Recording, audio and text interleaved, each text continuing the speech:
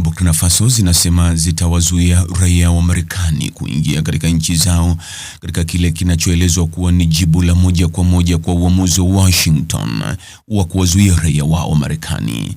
Mataifa hayo mawili ya Afrika Magharibi yanayoongozwa kijeshi yalitangaza hatua hiyo Jumanne usiku, yakisema hatua hiyo inaanza mara moja. Uamuzi huo unafuatia vikwazo vya usafiri vya Marekani vinavyoathiri mataifa kadhaa barani Afrika na Mashariki ya Kati vilivyoamriwa na Rais wa Marekani Donald Trump. Wizara ya mambo ya nje ya Mali ilisema inatekeleza kanuni ya usawa na kuongeza kuwa raia wa Marekani sasa watakabiliwa na masharti yale yale ya kuingia nchini Mali yaliyowekwa na Marekani.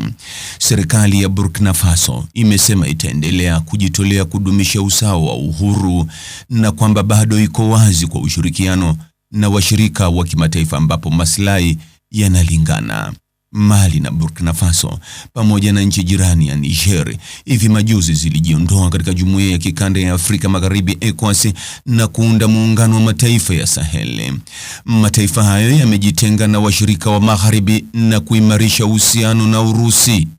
Nchi nyingine za Afrika zilizoathiriwa na marufuku iliyopanuliwa ya hivi karibuni ya Marekani, ikiwa ni pamoja na Nigeria na Sierra Leone, zimesema zinapanga kujibu kupitia njia za kidiplomasia.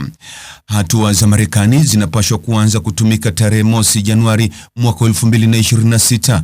Mapema mwaka huu, Chad pia ilichukua hatua ya kulipiza kisasi baada ya kujumuishwa katika awamu ya kwanza ya vikwazo kusitisha utoaji wa visa kwa raia wa Marekani.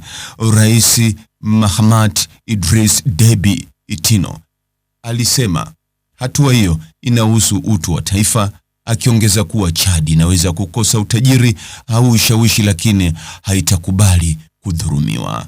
Mtazamaji, ni yapi maoni yako kuhusiana na taarifa hii? Andika maoni yako katika sehemu ya ujumbe hapo chini.